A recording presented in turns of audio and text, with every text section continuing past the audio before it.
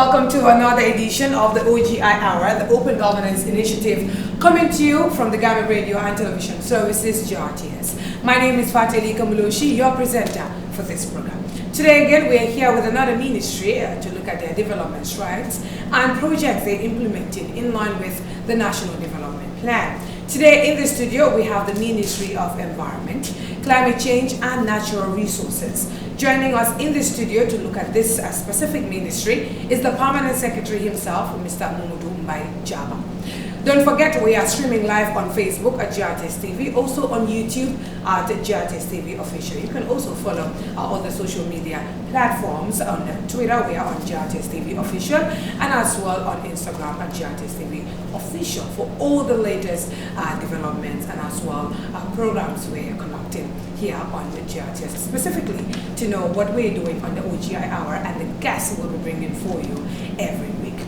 We'll take a short break, and when we come back, the Permanent Secretary will join me in the studio to expand the conversation. Do stay.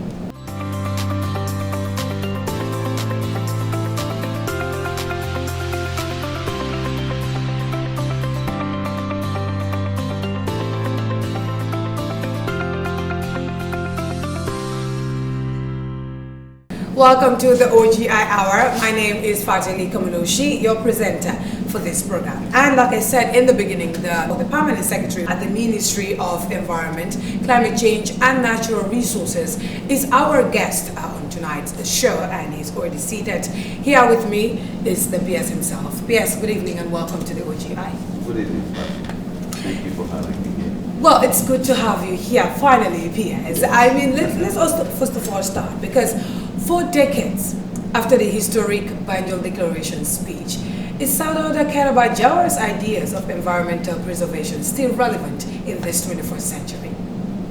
Thank you very much. I'm glad you actually opened this discussion, with a tribute to the great initiative taken by our great leader, Salvador Kairaba Jawar, commonly known as the Banjul Declaration from 1977. And yes, to answer your question directly, it can't be any more relevant than this day and age when environment and climate change have taken center stage in almost everything that we are doing as far as development is concerned. And this is as a result of the fact that the importance of these cross-cutting issues, environment and climate change, is all apparent for everybody to see. Everybody knows what goes on, year in, year out.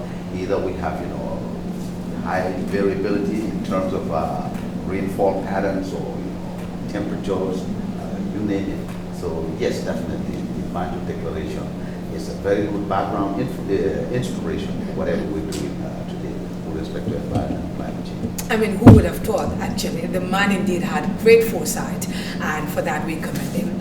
But P.S., let's get into it, because your ministry places significant importance on environmental protection, but still encourages the use or the sustainable use of our natural resources. But this has brought about some conflicts, especially between conservationists and as well farmers. Say, for instance, the clash between the farmers at the rice production belts in CRR and the intrusive and destructive hippos. How do you address such complex issues? Very good. In fact, that's what makes environment and climate change such important cross-cutting issues as far as the National Development Plan is concerned. And I'm glad this one touches to the heart of what I have been as a civil servant all my life, which is agriculture. And yes, human activities and wildlife conflict is a very big issue when it comes to food production. Yes, especially you just touched one of them, which is the hippos, in the Central River region, going towards upstream to the Upper River region, where we have our rice basket. And as we all know, rice is our staple crop. Right. And the government actually has a plan, what we call Country Investment Plan for Rice Self-Sufficiency. And that is hinged on making the most of the potential of our rice basket, so to speak, with CRR and URR. That's where you have, a huge mass of hippos, existing. And as we all know, these are animals that are herbivores, they have to graze, to feed themselves. So they go on land, you know, to do the feeding, you know, and come back in the water, you know, where they stay for some time. So when they go on land, you know, I mean, bordering the river is, you know, extensive rice fields, which of course we are expanding more and more. So basically, in a way, we are also encroaching on their feeding territories. Now, what do we do to try to mitigate, you know, try to adapt ourselves to this situation? Some people will call and say, P.S., you know what, the hippos are giving me a hard time, you know, in sample from that. So what, you know what, I'm going to shoot the hippo, say, no, hey, don't do that, that's against the law. What we're trying to do here is we want to intensify rice production through scientific methods, you know, of using improved, high-yielding rice varieties. Where, say, for example, if you're getting right now, we're currently getting about 5 tons per hectare from a particular rice variety. Right. We want to be able to get a variety that can yield you up to 10 tons per hectare, or even hybrid rice, you know, we can even yield, you know, more.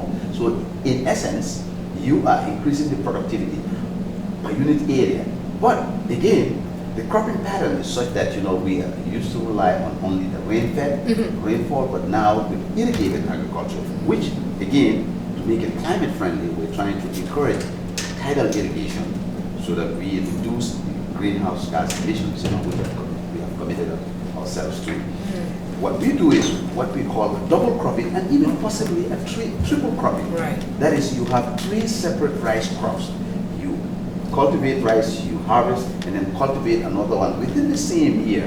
You know, dry season, wet season, or even splitting the dry season and wet season. So where you normally would have, say, like, you know, 5 tons per hectare, there is the potential of increasing the productivity up to 20 tons, you know, or more than 20 tons per hectare. So is that to say that the hippos can feed at the same time, giving the farmers the yield that they expect? Exactly. The idea there is that, you know, with our drive towards rice self-sufficiency and our, you know, appetite towards, you know, food security, we want to make sure that expanding the area of cultivation is not conducive to amicably, you know, living together in a harmonious way, in a sustainable way, with wildlife. So you want to make sure that per unit area you are increasing your productivity rather than, you know, just keep on expanding, which encroaches onto territory that would normally be occupied by.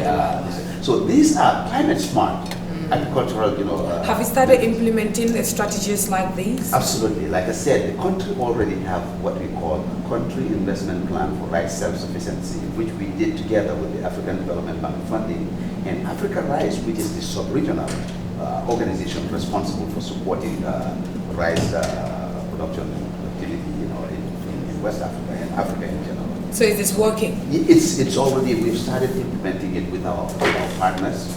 Number one, like I said, the African Development Bank, the World Bank, the International Fund for Agricultural Development, which is coming to roll out one of the biggest agricultural projects, which is supposed to be environmentally friendly and climate resilient, which is the Roots project, which is also kind of like a programmatic approach in the sense that it's going to continue from where NEMA, the National Agricultural Land and Water Management Project, left off, you know, to expand some of this.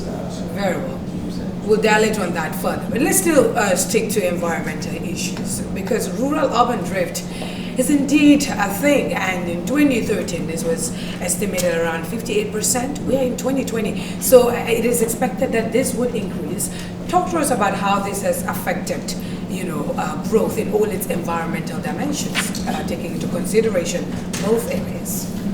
I'm glad you asked that question, because rural-urban drift is all driven by the number one fundamental driving factor there is economics. I mean, as times change, the environment and with the climate change, you know, issues, you know, taking root, you know, like productivity of land, you know, and of course, you know, the availability of land, you know, is dwindling, and of course, returns on investment as far as the smallholder, you know, people start moving towards urban areas, and of course, you know, greener pastures outside, you know, the borders of this country.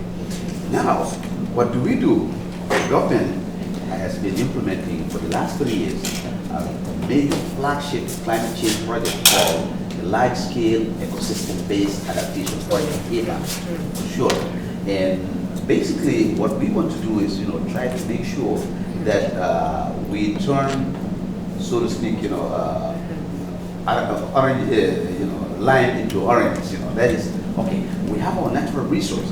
How do we adapt ourselves and make sure that we turn it into green business? So if you have a forest cover, we make sure that, we empower you with beekeeping. Honey is a very highly, marketable commodity, which is environmental friendly. It's green business based. And of course, we build ecotourist, facilities around, the country, and these ecotourist facilities will create jobs, for youths, in the rural communities, and of course, kind of like cut down on how you call it, rural urban migration. And I'm sure we'll get to that, but somebody would tell me, like, with all the rainfall that is happening, what do you do about it? Yes, we're also trying to make sure we do, we harvest water, keep it in one place in huge storage facilities, which can be used for animal drinking, drinking points for animals, as well as, vegetable production and dry season crop production. We'll come to that. And I like the sound of green transitions. All the time we have this conversations, it sparks a whole lot of excitement in me. But let's also talk about other issues, because environment issues encompasses a whole lot of things, and utilities are part of those. When we talk about environment, of course, how we consume resources available to us subsequently have an impact on the environment. Now, with this rapid urbanization, how are you engaging, Pura officials, especially physical planning, in just making sure that they follow the right mechanisms in their development strides? Thank you very much. Like I said, especially in terms of energy production, we have what we call our nationally determined contribution to lowering the greenhouse gas emissions, which of course, contributes to global warming. And of course, the ramifications of global warming is a household, everybody knows about it, leads to, sea level rise, serious variability in terms of, weather and so forth. So yes, what we're doing in that aspect, as part of our mandate and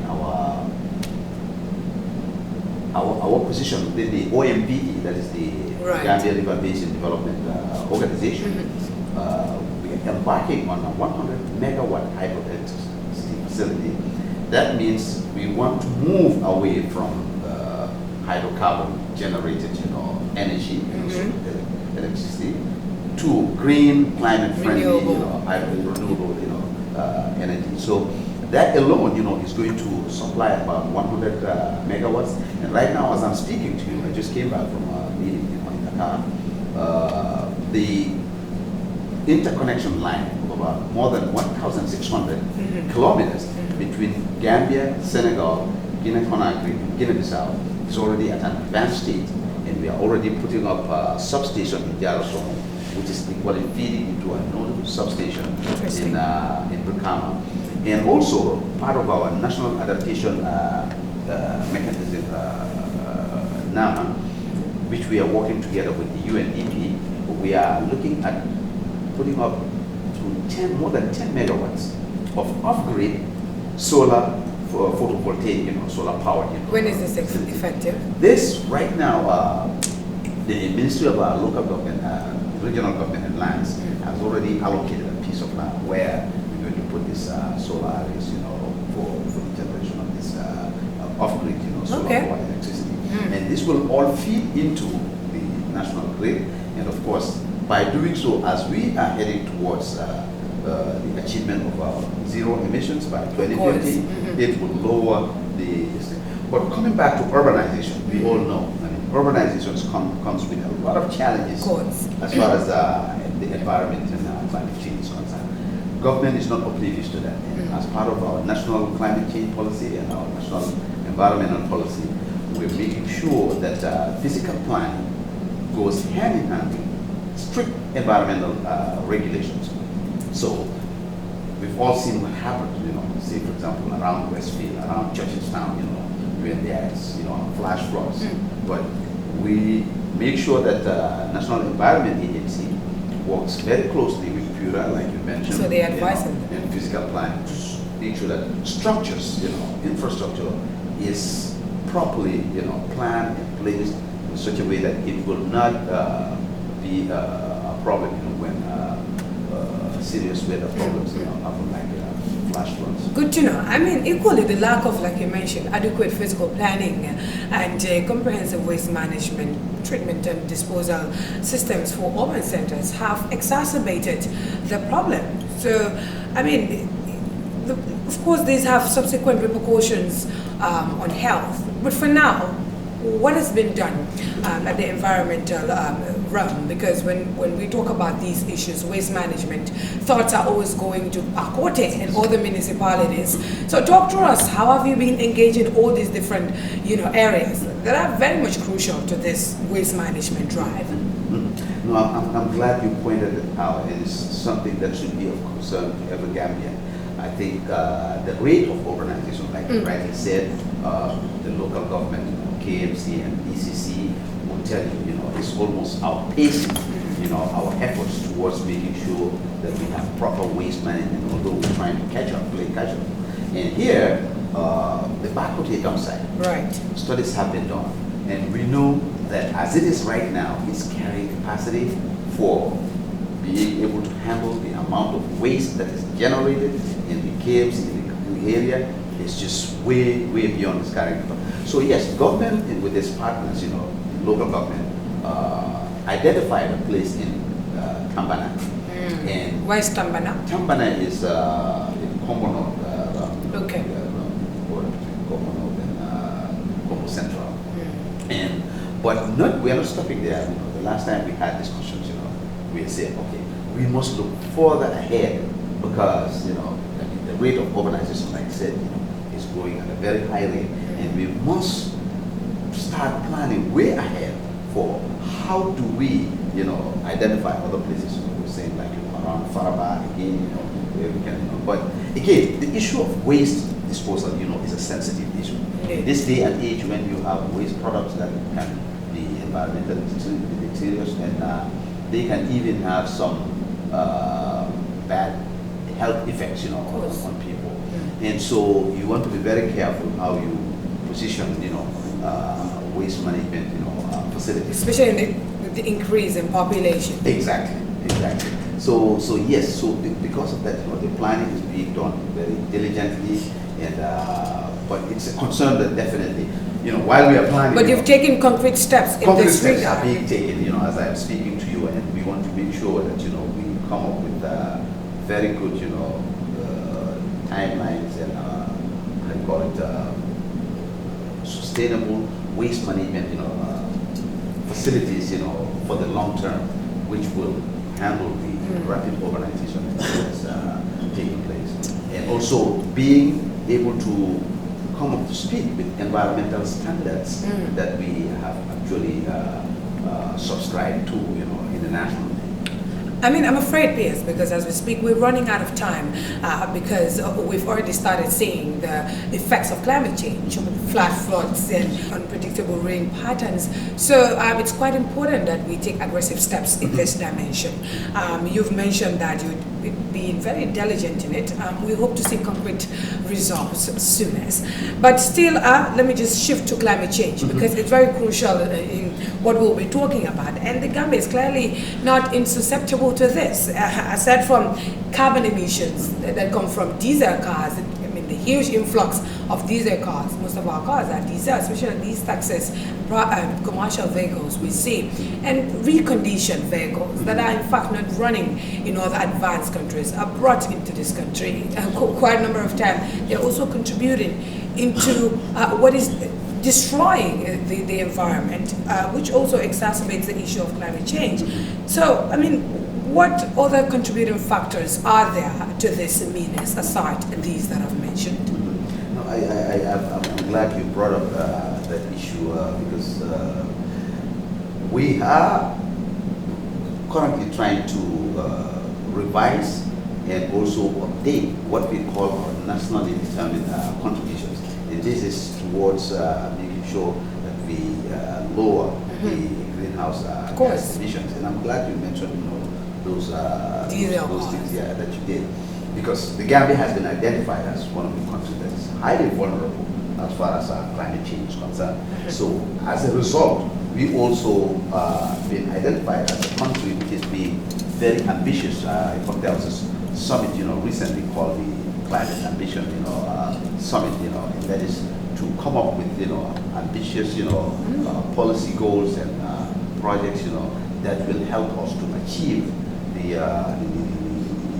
zero emission, that is targeted by the international community by 2050. So yes, we are putting, regulations in place. We are updating policies that will make sure that those sources of greenhouse gas emissions are seriously, curtailed. Because if you don't do that, we will not be able to achieve what we are. And then concretely, like you said, we cannot just have policy document and strategic document, but again, we are using that as a springboard to mobilize resources, because you need resources to implement this regulation. You've seen recently, I'll just point to one example, the control of plastic, and if you've traveled to neighboring countries, you compare us to them, we can tap ourselves on the back, as far as what we are doing as far as controlling plastics, is concerned. But it's an expensive business,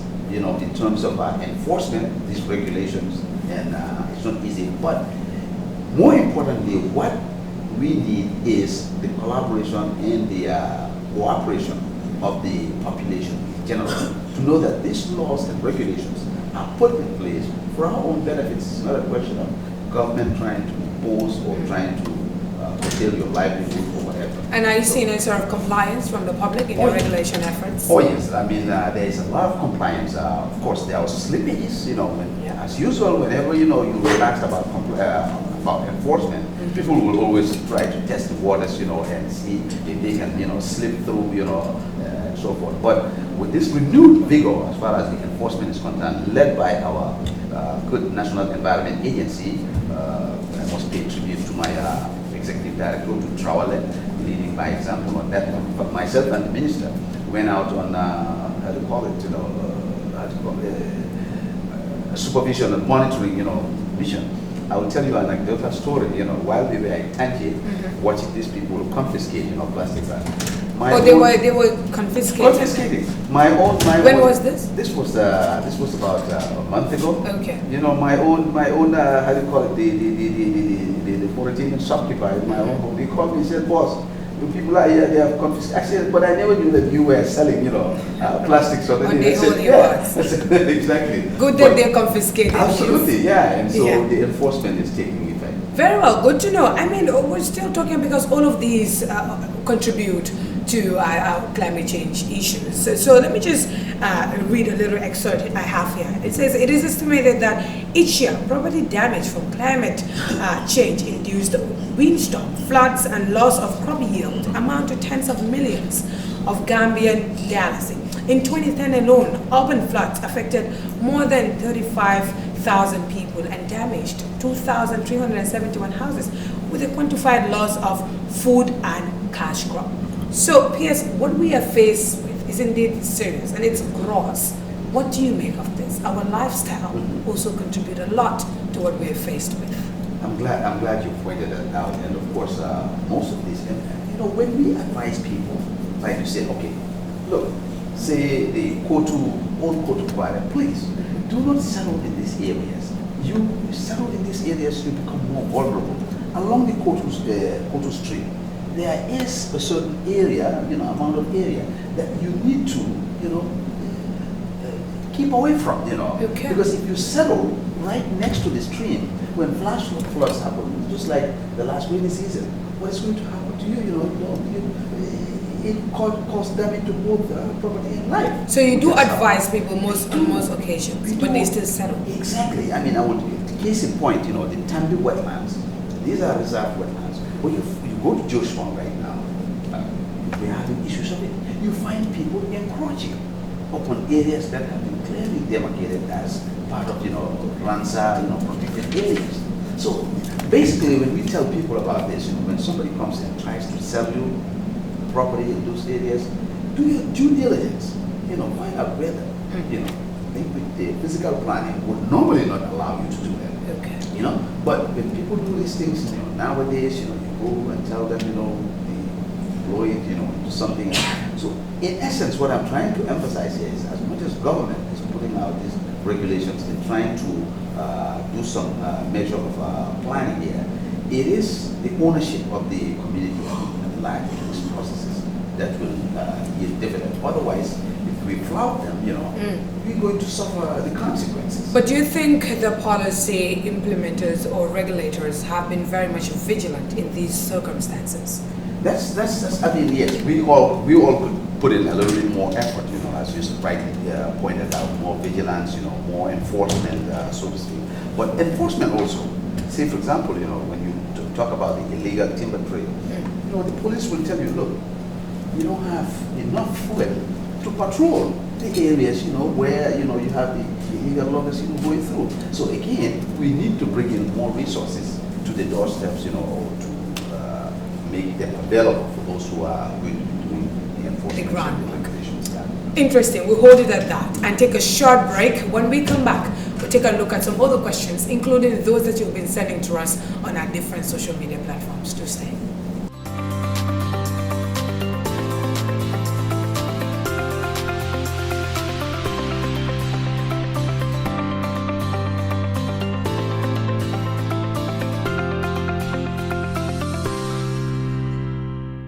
Welcome back to the OGI Hour. It's coming to you on GRTS TV. We're also streaming live on our YouTube channel at GRTS TV. Don't forget to subscribe just in case you are unable to get our signals here. You can also get that as an alternative. My name is Fateli Kamloshi, and my guest in the studio here is the Permanent Secretary, Mr. Mai Jabang from the Ministry of Environment, Climate Change and Natural Resources. We've been discussing quite a lot of interesting things, including how to preserve our environment, the forests, the crop yield, but at the same time protecting the wildlife and also climate change. But still on those same issues, especially with climate change, PS, let me still come back to you on this same matter, because the Gambia is a signatory to the Paris Agreement. That means that we need to come up with a long-term strategy, a long-term vision.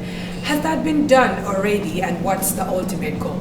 Very good. I'm sure you probably heard in the news recently, we've been working with the International Institute for Environmental Development of the UK in putting together what we call our long-term strategy, you know, as our commitment towards achieving the Paris Agreement.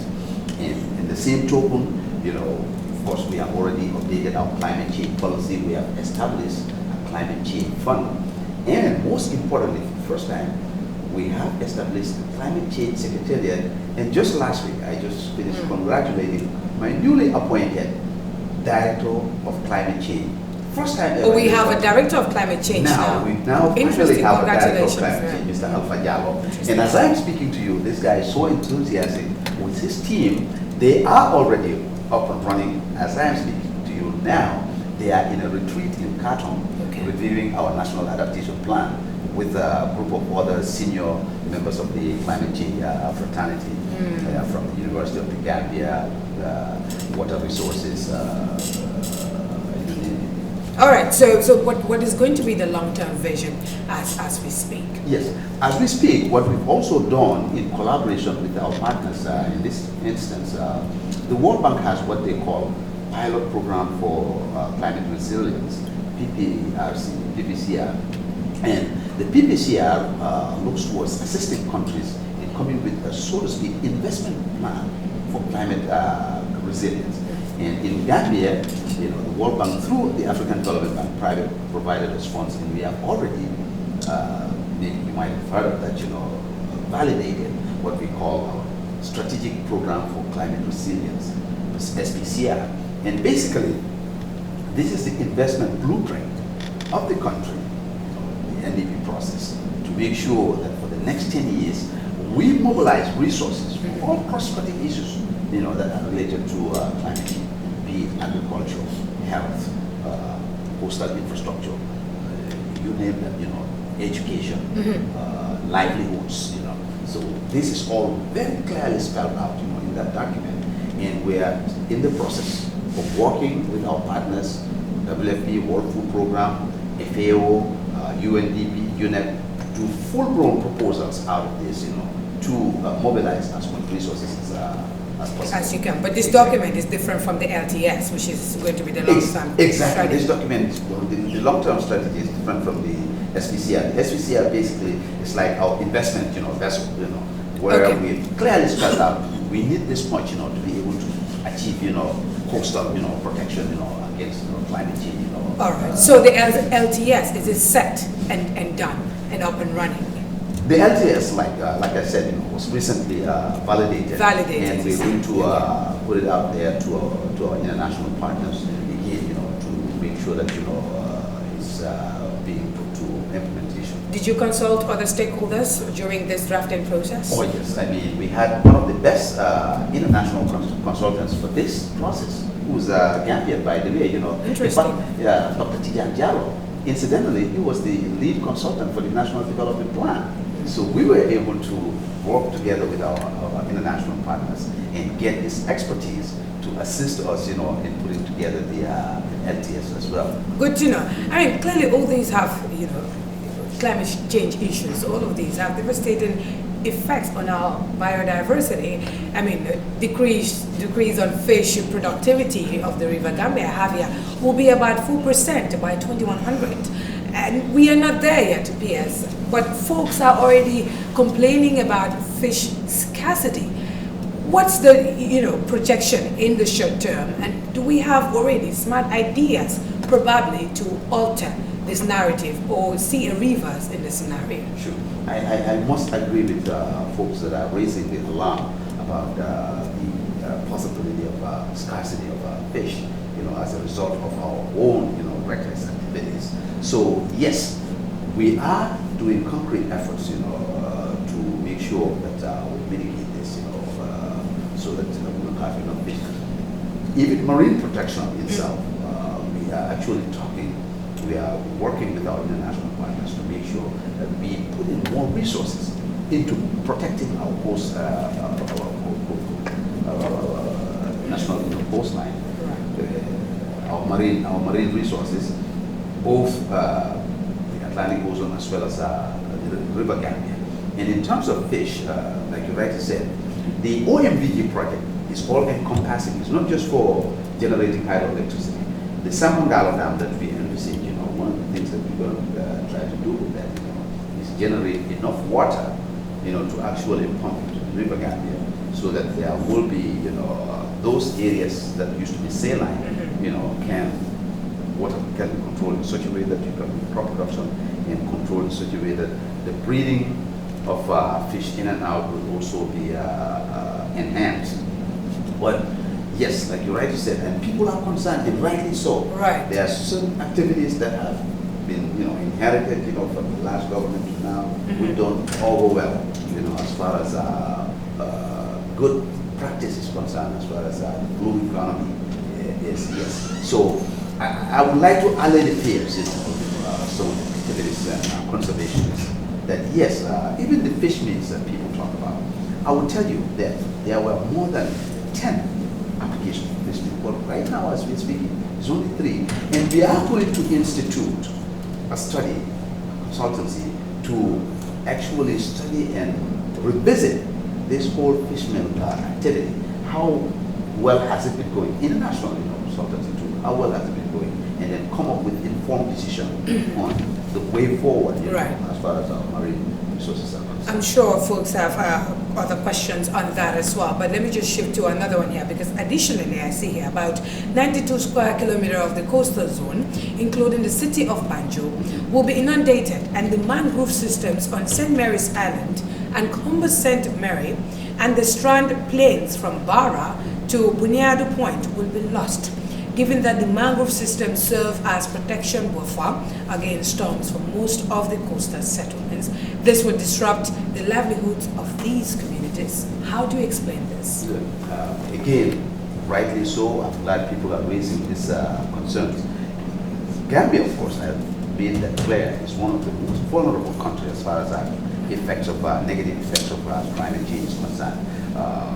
Potential sea level rise, at a certain level, can have, boundary, dated, But we are working, with the Dutch government, Okay. with the Dutch company and EU, again, to expand on the coastal protection infrastructure that was started around the Radio Sea area. I mean, if those who have fine memories would remember when the sea waves used to come all the way up to the Radio Sea, building facilities and up to the Muslim cemetery. But because of reclamation, and beach knowledge, we've been able to actually push the sea, so to speak. Okay. Now we're working with the Dutch again, who are very good, at coastal protection, and looking at the whole coastline, like I said, from Bunyadi Point all the way down to Katong. Okay. And talking about mangroves, what we've done again, and what we are doing with the large-scale ecosystem-based adaptation project is that, we're doing a lot of restoration. And we're working with communities, the participatory community forest management, other NGOs and CBOs, we provide them, with resources to replanting mangrove, in these areas. So yes, all these efforts will contribute towards actually restoring the mangrove cover and the real, so to speak, the deforestation. I mean, just a quick one before we go on to the questions that the people are sending on social media, because I'm aware of the fact that you have, you have developed the national climate change policy that you've developed with support from the EU. Just briefly tell us what this policy entails, because I'm aware of the fact that other outputs of this project include various studies on coastal zone management and the construction of ecotourism camps as an alternative livelihood for communities in Brufut, Ghana Town, Madiana and Tangier. First of all, Pierce, are you aware of the fact that Madiana, that community, is already sinking? What will a coastal management plan prove? I mean, like rightly said, with our climate change policy, and of course we use those policy documents, to work with our partners to come up with projects like the EBA project and also the Adapting Agriculture to Climate Change project that we have with the FAO, as well as right now we're going to start a new adaptation project with the WFP. We already have one with the UNDP. Yes, we are making sure, we are trying to make sure that, we provide facilities, like I said, ecotourism facilities, in places like the coastal. Yeah, but for places like Madiana, those kind, what we do is, we sponsor, we fund studies to determine, what kind of structures we can put in place to adapt or mitigate, the effects of climate change or, weather variability as far as those areas are concerned. So you already started a study on this? Yes, we have studies, that are ongoing, and we are going to launch more as we mobilize. How soon will you expect these studies to complete to guide your future projects in these areas? Hopefully by the end of the, because say we're doing a lot of studies through the EBA project. And the EBA project, still has 3 more years to go. Okay. And so these things are fluid, and they are also, dynamic. We can, if new issues are identified or crop up, we can always, put together studies, to try to address them and come up with solutions with our partners. Very well. We hold it there and go straight to social media and see what people are asking. I have very interesting ones here, starting with Twitter. This one is from @Lamin, and it's asking the backwater dumping site has been in operation for more than a decade now. Why hasn't it been utilized to generate energy for the people? Very good. That's a good question, because again, using waste to energy is a very good way of generating, sort of like environmentally friendly way of managing waste. Right. And of course, government have had a lot of proposals, in this end, government wants is encouraging PPP, public-private partnerships. Different entities came up with proposals. Sometimes, some of these proposals, what you find out, is that the amount of waste that can be turned into energy,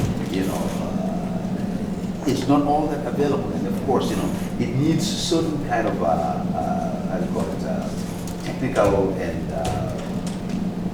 well, Gambia is not a huge country after all. yes, not a huge country, and the amount of waste that is generated, So again, it needs more studies and more diligence, as to what kind of partnership should the local government, and the private sector come into. People have come up with suggestions, but some of them, and proposals, and some of them, don't really, turn out to be, favorable. Yeah, exactly. All right. So we go to this other one, and it says also, why hasn't the ministry made use of controlled mechanisms such as rainwater harvesting and water treatment facilities to prevent the damages caused by seasonal flooding, or maybe develop a smart irrigation system to utilize the rain? Very good question. As I am speaking right now, we have a hydrological company doing a consultancy funded by the IBA project to study what kind of waste water harvesting structures and where are the best locations for this, throughout the country. Have you identified locations already? They are in the process of identifying them. And before the end of the part of this project is supposed to actually build them, so that, we can start this and then of course expand on them, for subsequent projects. So funds are provided for in the IBA project to do the study, to identify the right type of water control, water harvesting facilities in the right locations. Because like I rightly said, if you get those kind of facilities, you can control the grazing of your livestock and then reduce the crop farmer and livestock farmer conflicts that we often have, and also have water for vegetable irrigation, during the dry season, which is a climate smart, Very well. type of irrigation. And I have here, again, with regards to the backwater dumping site, is data available for the yearly accepted waste since started operating, along with the type of waste and percentage of residential and commercial waste? It's about research in this area. Exactly. What I'll probably do with that particular question is, I will liaise with the executive director of the National Environment Agency, and I'm sure they'll be able to provide specific, answers as far as data, which is good for research and of course for our own information, to know, the type of waste. Very well. Let me just shift to another one here, and it says, question one, they have two questions for you from Fatu, and she's asking, during the two-day workshop your ministry organized last week, we have heard that the Gambia is set to achieve the Paris Agreement by 2046. This is such welcoming news to hear as far as our target to mitigating the growing climate crisis is concerned. However, we have seen certain environmental destructions taking place through our relationships with other foreign countries, such as the establishment of fish meal factories, illegal timber logging, etc. How do we set to achieve our nationally determined contributions when these issues are not solved? It's a very intelligent and environmentalist. very detailed question. I'm glad he brought up that question. Again, like I said before, as far as the fish meals is concerned, we are revisiting this whole fish meal thing. Number one, and number two, like I said, there were about 10 applications, to run fish meal spread all over, but right now, as we're speaking, we only have 3, and these 3, Simon, Gunju, and Kato, we're going to revisit and look back and see, what kind of, damages it's causing to, because what we've done so far is just minimal efforts, collected samples, took them to neighboring countries to test them and so forth. But we are going to go more in detail. So you are aware of the consequences that these fish meals are posing? And that's why they are being regulated. That's why the National Environment Agency does regular, periodic monitoring to make sure that, they are complying with our rules and regulations, laws, environmental laws. So, but what I'm saying, we are going to up our game. Okay. As far as this is concerned, because it's a big issue, it's a contentious issue as far as. So do we have a maximum in terms of how many fish mills can be operational in the country? That's what I'm saying. Currently, we have only these three, along the coastline, and even the three, we want to revisit them, and see whether they are actually operating within, the acceptable, environmental, regulations. We hope that happens soon. Yes. Also here it says, she's still asking, also sea level rise is a climate threat we are facing in our coastal zones, most especially Banjul, which inhabits over 30,000 people. What strategies do you have in place to address sea level rise? You briefly touched here. Again, going back to our NDCs, let's say national determined contributions, to make sure that we seriously lower down our greenhouse gas emissions. But again, these are the reason why we are participating in. We are party to the Paris agreements and so right. on. Is that nobody can exist in isolation as far as sea level rise, the negative effects of climate change is concerned. So what I do in Banjul is actually contingent on what somebody else does in Dakar, because it's the same Atlantic coast that spreads, between Banjul and so forth. So, but that's why at the table, at the negotiation tables, we go there, we say, okay, these are the nationally determined contributions of the Gambia. What does Guinea-Bissau put on the table? What does Senegal, Mauritania put on the table? And together, we will be able to, meet the target of zero emission, by 2050, and that will help us to mitigate, the cancer, the effects of greenhouse gas emissions, which leads to the global warming. And of course, global warming is the one that leads to sea level rises. Interesting. So you're already engaged in all this. Absolutely. Different Even countries. the national adaptation plan that is being reviewed, as I'm speaking with you right now, those are very key issues that are part of it. Let me just shift quickly to Facebook. Mansa is asking, what was the investigation report on the 100+ vultures that were found dead at Banjul? Yes. Okay, Mansa, I would still. The investigation report is not finalized, but with this question, what I will do is get back into the National Environment Agency and the Ministry of Health to determine what happened to this week. In fact, myself and the Minister of Environment visited Kunju during in the middle of this problem. And again, I will tell you during my tenure at the Ministry of Agriculture, the Gambia Livestock Marketing Agency is trying to provide Gunjur with a state-of-the-art, abattoir. When? Because when do they? The building is taking place already.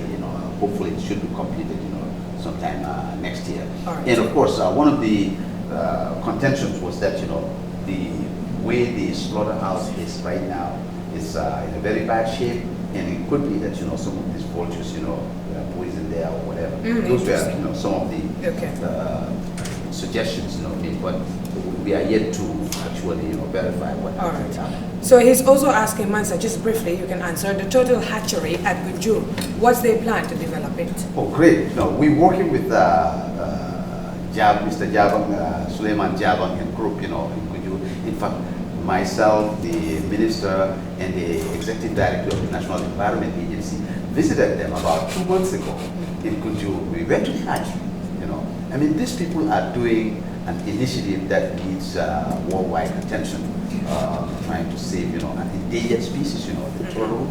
And the Ministry of Environment has actually contributed, that is our contribution to local organizations.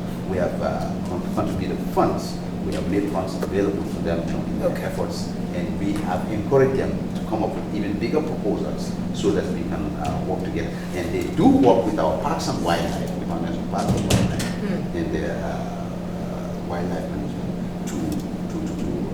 to enhance this effort. So I'll just take this last question on Facebook from Abati, and he's asking, had followed Mbai Jabang over close to 4 years to just help revive our poultry, including aquaculture farm in Bara, since his time at CPCU. Despite visiting and discussing with him to support such a food security initiative, over $300,000 worth of materials are at risk of total dilapidation. I'm glad, and I'm very glad, you're taking me to account on national TV about guess what? During our discussions there, I was trying to channel your request through certain projects, and it didn't really come through. But I'm here to announce to you that, if you get this message, please get in touch with me at the Ministry of Environment. We have some funds through our contribution to local organizations. I think this time around, I'll be in a position. Yes, ABBA is doing a great initiative. Remember you talked about, migration of people from rural areas to urban areas. I mean, these people came up with a comprehensive, how do you call it, approach, which is climate smart, agriculture, where they combine aquaculture, poultry, and crop production. So you are aware of what he is saying? I am aware. We had some very good discussion. It's just that I was trying to be over ambitious. I was trying to channel them through projects that were under my portfolio, and of course, sometimes the bureaucracy can even get to me as well. But Abba, please, if you get this message, I want to keep this project alive with you. You come and see me, and we'll make sure that we come back to this discussion table and announce to the people that it's this been is done. what and one of the effects of the OGI. We're glad, and Abba, I hope you've heard what you wanted to hear. You can go to the PS's office at the Ministry, of course, to get that sorted. I hope you do that, and make sure to come back again and tell us what he has told you. But PS, just to wrap it up, we've run completely out of time. But would you say we have the resources at this material point in time, taking into consideration our vast priorities from politics, the development of deteriorating institutions, coupled with climate crisis?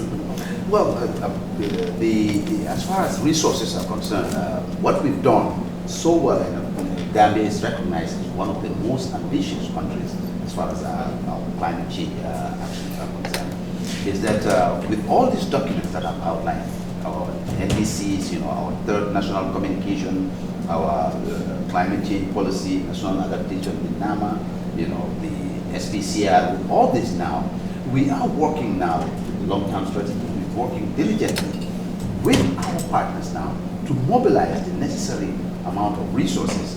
Case in point, like I said, one of the areas that we've been able to make headways in is the OMVG projects, where we know that we will be able to get 100 megawatts of green energy, hydroelectricity, and of course I touched on something before we started the conversation here.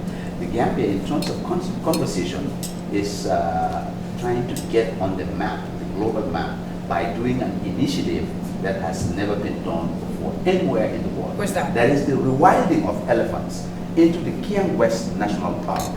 We are working with diligent Ghanaians, such as Ambassador Stephen Lett, with the Aspinall Foundation of the United Kingdom, in rewilding 13 elephants into the Kiang West National Park. And to this end, government would put forward resources to fence 23,000 hectares of park facility in Kiang West, and of course link this to ecotourism. And our traditional tourist product is now going to be shifted, where it's going to be geared towards high-end ecotourist market, and clients to be able to feed it. And this is going to generate employment. Again, you generate employment in a place like Kiang, you prevent rural-urban migration, so you are actually addressing the negative effects of climate change. And at the same time. Yeah, at the same time. Very well, PS. I mean, that is a very interesting one. Probably we'll expand that conversation some other time before the elephants, in fact, get here. Absolutely. But in a nutshell, we are hopeful for a mitigation strategy. Absolutely. That was the Permanent Secretary at the Ministry of Environment, Climate Change and Natural Resources, Mr. Modu Mbaijaba. It's been great having you on the OGI Hour, PS. Thank you. Until we come your way again next week with another ministry, remember this is a program we use, of course, to put our public officials to task to gauge how far we've come in implementing the National Development Plan 2018-2021. When we come back again next week, Monday, another ministry will join us on the same conversation. Bye for now.